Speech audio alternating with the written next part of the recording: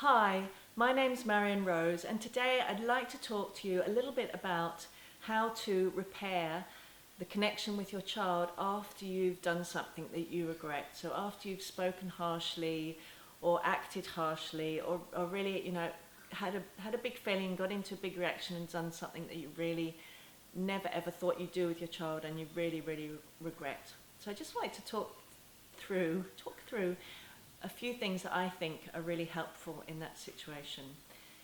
The first thing I think is the most important thing before we can actually repair is to reconnect with ourselves, because often the temptation is to go into harshness with ourselves or judging ourselves, or I shouldn't have done that, or I'm a bad mum, or that's just terrible that I did that, or so we're really kind of punishing ourselves.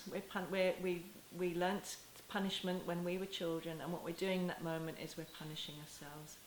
If we're punishing ourselves, we're going to be even in more pain than we were when we did that thing, and we're going to be disconnected from ourselves. And from that place, it's really almost impossible to repair truly with our child, because they're going to really feel that lack of connection, because we're in our head doing this. So the first step is doing whatever you can do to be compassionate with yourself. That's really understanding that you didn't want to behave like that, and that the reason you did was probably either because you had some really big unmet needs, you didn't get enough sleep, you haven't got enough support, you haven't had enough rest, you haven't had enough of your feelings heard by another adult, you haven't done enough of things that you love, or your child did something that took you into some of your own childhood or earlier pain in your life that you haven't actually got to heal from. You haven't actually got that to be heard and empathize with. So you didn't do it because you were bad, or because you know whatever it is that you might be telling yourself. You did it because you either had unmet needs or upset feelings or some variety of that. So that's the first step, is to really remember that compassionate way of looking at what you did. Oh, I'm really sad that I did that. It might be empathy for you. So I'm really sad. I can't believe, I'm shocked that I did that. Oh, it's the last thing I want to do. Just giving a few moments of just connecting with your feelings about it, rather than your thoughts, your feelings. Connecting with your body. Wow, oh God, I can't believe I did that. I'm so sad. I'm shocked. Just taking that breath to connect back with yourself. So that's the most important step, is reconnection with yourself. The next important step that I think, and this is just my way of seeing things, it's taken from kind of a smorgasbord of different approaches. One of the main approaches is aware parenting, as created by Letha Salter. But I'm bringing a few different pieces. I might have a background in psychotherapy, so I'm bringing that in here. What I think the next really important piece is to take responsibility for our action, because my understanding is that children so often blame themselves or think it's something that they did, that their parents had big reactions or reacted in the ways they did. And speaking to many adults and hearing their kind of core beliefs that they kind of created from these experiences, I think if at that moment we can say, that wasn't your fault, I did that because I was upset. It was nothing you did. To really give that really essential point that wasn't their fault. It was our responsibility. I'm really sorry that I did that. I so apologize. I feel really sad that I did that. It wasn't your fault. You didn't make that happen. That was my responsibility, and I'm really sorry that I didn't stop myself. I was feeling upset, and so it's really taking responsibility. But you see, the most important piece is taking responsibility in a way that isn't judging or blaming ourselves. Because another piece of that is, when we're doing this, we're modeling for our children how they will learn to treat themselves when they act in ways that they wish they hadn't, because they have upset feelings or unmet needs. So if we go into, oh, I'm a terrible mum, I shouldn't have done that, oh no, la la la la la la, can you see the posture's gone? They will be internalizing that. They will probably do that themselves. They'll learn that from us. So that's why that piece is so important. Taking responsibility in a compassionate, self-compassionate way. I'm really sad I did that. That wasn't your fault. It was my responsibility. I was having some really big feelings, and I I didn't get to go and have them heard. I didn't get to deal with them in a way that I really wish I had, and I'm really sorry that that came out. So in your own words, in your own version. And the third step is the repair. So the repair part is helping them heal from whatever feelings that they have when we did that thing. So the feelings they often have might be things like shock or fear or sadness. There might be rage. They're all really, depending on what we did, those all can be some of the feelings that they might experience. So the way we can do that is to talk, to give empathy. Did you feel scared when I spoke like that to you? Did you feel shocked? Did you feel really really didn't enjoy it when I did that? So really giving them empathy, really listening, imagining what they might have felt. Did you? So really offering that kind of empathy. So that's really giving them that sense that we want to hear what it was like for them. So that's why apologies don't just work. Well, I'm sorry that happened, but we don't get to hear them. That's why also, on a kind of tangent, I can talk about this in another video, is why just getting kids to apologise when they've done something similarly that we don't want them to do is not the same. Is that they really need to actually get to express the feelings and to see the feelings of the other child. So we need to hear their feelings, and one way is giving them empathy, but that doesn't often really release feelings from a child's body.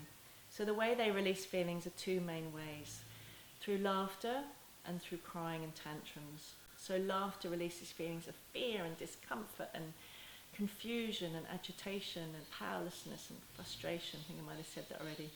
And tears release sadness and shock and pain, emotional pain of all kinds. Tears and tantrums are really just get released from their bodies. So it may be that your child moves into crying straight away, and if so, that's actually a wonderful thing, because that natural healing mechanisms come into place. So all our job is to do is just to be there. You're really upset. I see that you're really upset. You felt really upset when I did that. Yeah, I'm right here. I really hear you. I really hear you. I'm right here with you.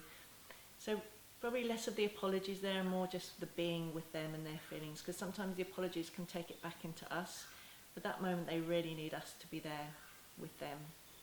So if they cry then, that's really wonderful, and just really letting them, and maybe then when the crying tapers off, to remind them, in case there's any more, you felt really upset when I did that, and they might go into some more. So really the more they can cry then, the more they're healing from that experience then and there, which is beautiful. Or you may find that crying comes out at a later date. It may be they have a big reaction when you offer them a particular type of dinner, or when you set a loving limit about something. They'll have a big cry, and it'll seem like really out of proportion to that thing. And if we hold in mind, okay, so they're really healing from that experience from earlier on. So they'll do that through tears and tantrums. And another great way we can actually do, and we can put this in, is to repair through laughter, because as I say, laughter will release the fear. And one of the ways we can repair is to actually go back and think of some way where we can turn the tables. So we can do what's called a power reversal game in Aware Parenting, and you can read more about that in Aletha's book, Attachment Play. So power reversal games would be somehow reversing the roles. So if we maybe got shouty, maybe you can encourage your child to be quite loud, and you could go, no, oh, ouch, ouch. Or we could do kind of mock, so kind of mock kind of, or mock fear. So it might be every time they make the noise, and you probably find they start laughing like that. So kind of, or maybe they chase us around the house, and we pretend to be scared, and we kind of fall over, and they keep catching us, and we kind of again no, you're not going to catch me, no, don't catch me. And of course we let them catch us, and then we do this big, oh no, you caught me, oh no. Or maybe they could get a kind of toy puppet like a crocodile or something, or something that's a bit scary, or a dog, and they can be that figure, and they're doing that, the whatever it is. This is useful if they're after about the age of 2, and we can be, and they're being the scary one. So what happens there is, in that power reversal game.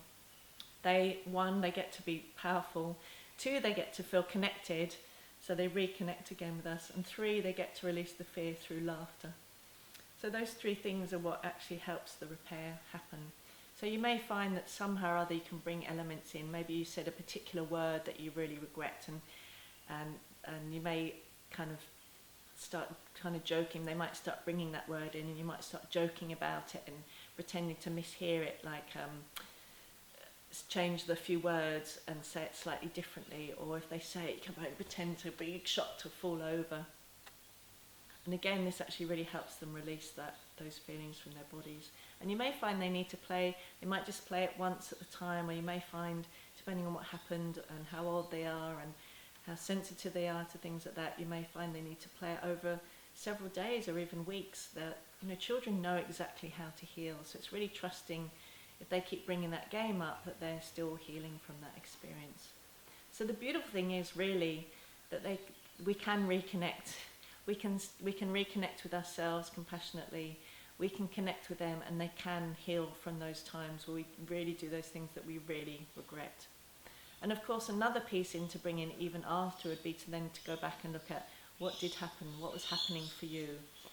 Maybe talking with a friend or someone who can just listen to you and see what was going on for you. So the more you get heard, you'll understand what was going on for you, and you may also find, I'm sure you will, preventative ways to mean that's less likely to happen again, because you've probably got to this point up here, so you start to notice when you've got to here and take proactive action, so that you're less likely to act in those ways, so that in that way you can also help yourself heal. So I hope you found this helpful. Repair is such an important thing. There's really no such thing as a perfect parent. Certainly everyone I know who's working with parents, I myself, I've many times got shouty or been harsh with my kids and done things that I really, really regret. But I know every time it's because I'm in pain myself, and so I really aim to be as compassionate with myself as I can, and really to repair and to really do whatever healing I can, so that's it's less and less likely that I will act in that way again. So repairing is so important, a part of parenting. So I hope you enjoyed this video. If you'd like to watch more, I'd love for you to subscribe to my channel. You can also see my website, which is marianrose.net. And if you want to find out more about aware parenting, you can look at awareparenting.com. So enjoy your next opportunity to repair. I hope it doesn't come for a long time, but just really remember that self-compassion is the first step. So thanks so much for watching. I look forward to talking to you again.